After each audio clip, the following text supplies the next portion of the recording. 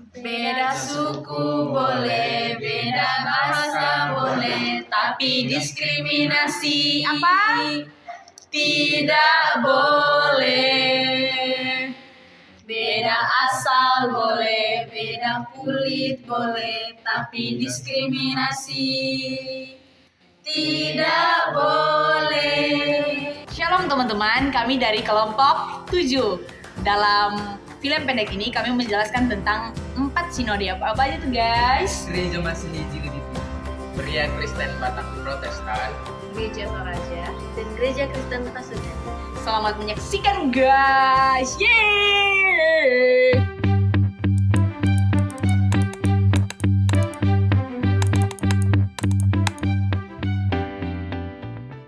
Siang menuju sore, terlihat seorang gadis yang tengah duduk di taman sembari membaca sebuah buku. Ia adalah Putri, seorang mahasiswa UKSW yang berasal dari NTT. Rupanya ia merasa terkejut dengan beberapa hal baru yang ia temui terkhusus di Fakultas Teologi UKSW. Tadi kelas gimana deh? Lumayan seru sih. Seru banget. Iya. Tentang sejarah toh? Iya, benar. Kayak jadi lebih tahu gitu kan tentang Setelah itu, muncul 3 orang sekawan yang telah selesai mengikuti kelas. Mereka adalah Nia yang berasal dari Sumatera, Marnita yang berasal dari Sulawesi, dan Deska yang berasal dari Jawa Barat. Nia yang selama ini sudah memperhatikan Putri dari kejauhan, lalu ia pun mengajak Deska dan Marnita untuk menghampiri Putri. Nama kamu siapa? Tri. Kalau kamu asal dari mana? Aku Riau, namamu? Putri. Hai Putri. Putri dari NTT. Kalau kamu? Ariska dari Toraja. Halo. Aku Deska dari Jawa Barat. Oh, Jawa Barat. Putri dari NTT. Salam kenal ya, guys. Betul lagi ngapain ini? Aku lagi baca buku Ragi Cerita nih. Aku kan baru kuliah toh di buku SW ini. Terus aku baca di buku ini, terus aku baru tahu loh ternyata ada sinode lain loh selain Gemit. Oh, jadi kamu tertarik sama sejarah sinode yang ada gitu? Iya, soal di buku ini tuh wow. Penjelasannya lumayan sih. Kalau kalian asal sinode kalian dari mana? Kita duduk dulu aja kali ya. Oh, duduk aja dulu. Enggak disuruh duduk. Parah. Silakan duduk guys.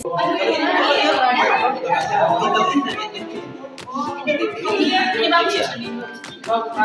Yang macam-macam gitu. Putri.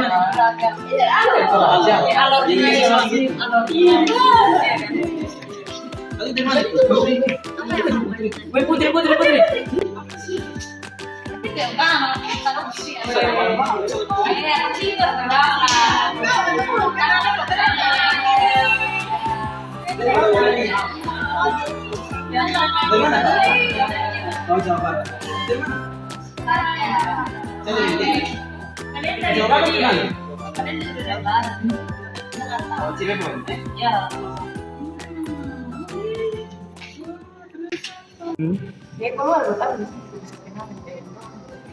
Kan tadi di sini bu, di sini toh dulu tiran tambah kanan dan beta. Dulu 2 tahun, pas ini ada baca di buku lagi cerita 2 nih. Kamu cuma aja. Oh ini buku Kevin, kau ada brother Di SDI. Betul, ini tentang sejarah gereja Indonesia toh. Dong hati makanan itu belum tahu dong dan kakak BPG di KP dan ini baru pernah dengar apa yang di KP. Cara apa kita nggak ngerti? Oh iya. Tanya kenapa aku duduk sini sama kalian? Cerita toh tadi kejadian tadi. Oh, jadi kalian dari Sinode apa sih di kafe di tempat kita? Kalau siapa namanya Rizka ya? Nah, Rizka dari mana? gitu. Oh gitu, sama dong kayak asli. Oh iya. Iya. Lucu. Kamu aku dari PDP.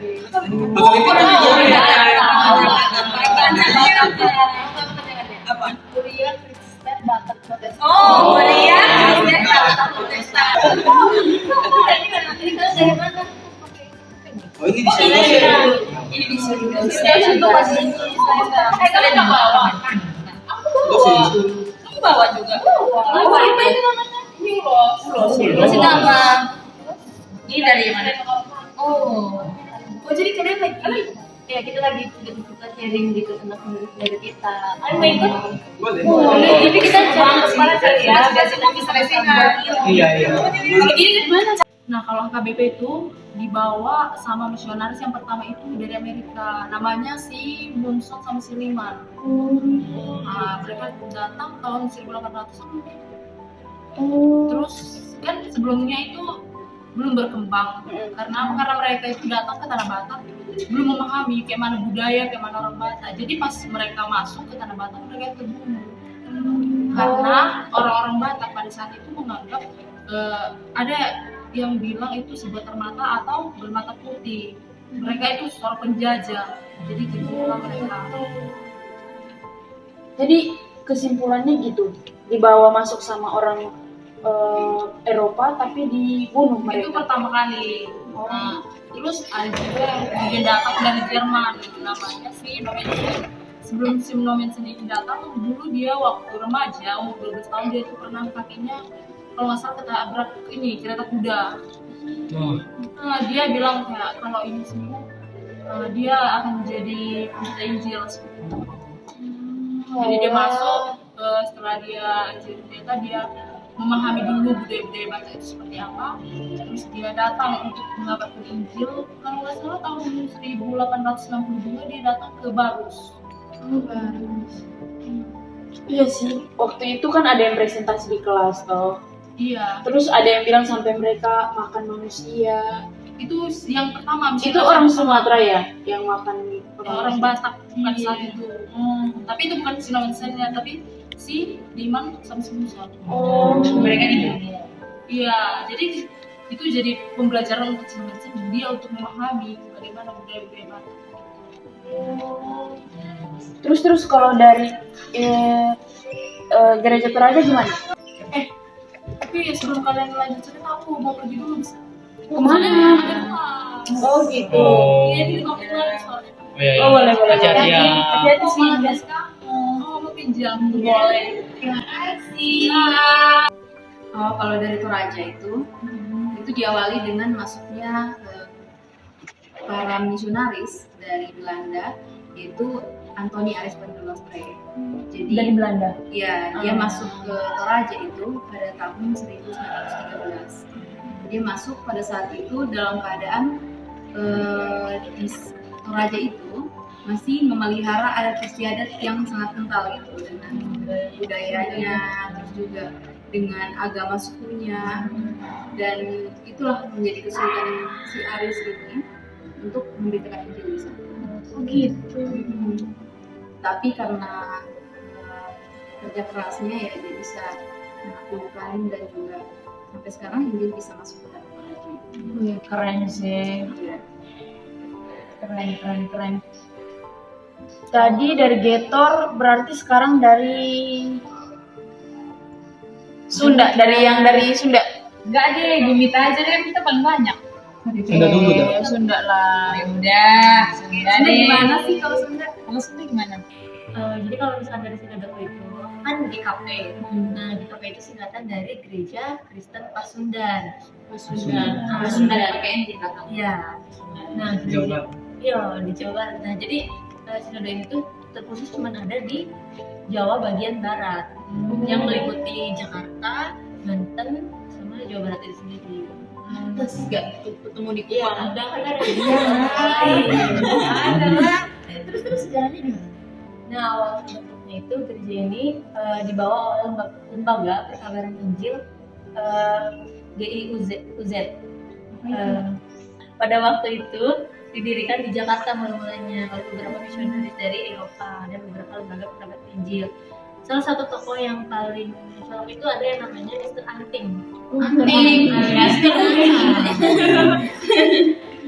Nah, Anting ini adalah orang pertama yang melakukan perkabaran Injil di daerah Jawa Barat, terkhusus di suku Sunda. Terus di Sunda itu banyak yang agama kayak tuh di Sunda itu masih agama suku atau udah Awalnya masih suku agama suku, cuman karena masuknya para misionaris itu ada yang mengikuti agama yang mereka bawa, gitu. Lalu ada juga lembaga perkabaran Injil yaitu NZV. yang juga masuk untuk mengabarkan Injil ke Jawa Barat. Jadi nggak hanya satu dua lembaga aja gitu. Sehingga gereja agama Kristen itu tersebar di Jawa Barat dan ada. Tapi di sana mayoritasnya Kristen apa ada Muslim. Di sana kan dari awal juga kan kita sebelum Kekristenan itu udah ada agama awal datang dulu. Jadi di Jawa Barat itu Kekristenan nggak sebanyak mungkin di kalian di NTT itu. mayoritas? Jadi susah untuk mengajak mereka yang udah masuk ke agama Katolik. Jadi perkembangannya sampai sekarang gimana tuh? Nah, tapi di KP ini selain dari orang-orang yang bersuku Sunda, nggak harus mereka bersuku Sunda gitu, tapi ada juga kayak orang-orang yang dari Tionghoa gitu atau dari daerah lain. Dan sekarang tuh udah mulai berkembang lah. Nah, jadi ada waktu itu pada tahun 1933 yang ada dokter Kramer namanya. Kramer. Ya, utusan dari lembaga Alkitab Belanda, jadi mengajukan kepada sinode kita tuh untuk berdiri sendiri gitu. Makanya pada waktu 14 November 1934 gereja Kristen Pasundan menjadi gereja yang berdiri sendiri. Begitu. Tahun berapa? 1934. Gitu ya. Keren sih. Berarti semua sejarah dari gereja itu punya tantangannya masing-masing dan perkembangan yang Oh ya, kompleks. satu lagi, disebut gereja Kristen Pasundan itu bukan berarti orang-orangnya itu yang beragama dari Sunda gitu, tapi dinamai Pasundan karena gereja itu terdapat di tataran orang Sunda. Kan tadi udah nih ya dari sejarah Sinodoku, GKP, terus dari Geto sama KBP juga kan tadi. Terakhir dong kalian yang paling banyak di sini dari Kemit kan? Iya. Kalau dari yang aku baca itu tuh dari satu sumber tuh yang paling inti dari segala inti kekristenan itu masuk ke Pulau Timor. Pulau Timor itu NTT. Pulau Timor itu dibawa oleh bangsa Portugis dan Belanda. Nah, Di Pulau Timor dari bangsa apa? Portugis dan Belanda. Jadi, nah Portugis dan Belanda ini masuk kan, mereka itu tujuannya adalah kekristenan. Terus rempah-rempah dan faktor politik dan sosial. Jadi apa tuh? Gold, glory dan gospel. Iya kan. Jadi mereka tuh tertarik dengan rempah-rempah karena di NTT itu rempah-rempahnya tuh kaya sekali. Ada mereka sangat tertarik dengan cendana. Karena itu bisa dibuat parfum. Oh, kalau itu Betawi. Yang kayak cendana datang. Ini hanya tahu Kaisar. Kayak cendana tahu. Nah, terus akhirnya mereka tuh masuklah ke NTT. Awalnya itu bangsa Portugis. Bangsa Portugis kan didominasi oleh membawa agama Katolik tuh. Nah, mereka masuknya duluan tuh di Flores. Jadi sampai sekarang Flores itu tuh banyak mayoritas Katolik di Flores karena memang berawal masuknya agama Kristen di NTT itu di Flores oleh Portugis gitu. Nah, kemudian barulah mulai masuk ke Pulau Timor. Pulau Timor itu mencakup Kupang, Soe, Keva, pokoknya itu, Atambua, itu adalah Timor. itu satu pulau Timor. Timur yang sekarang jadi negara Timur Leste. Iya, gitu. Tapi dulu itu Timur itu yang menguasai itu Portugis. Jadi sekarang ini mayoritas Katolik Katolik. juga. Iya. Nah, kan mereka udah melalui banyak pertemuan dengan Belanda dan Portugis ini kan, sampai penyebaran agama Kristen di timur itu. Nah, ada gereja namanya gereja Oud-Hollandse Zending dan Nederlandse Zendeling Genootschap yang memerankan permainan dalam misi ini gitu. Jadi mereka yang menyebarkan misi ini. Nah, dari gereja itu.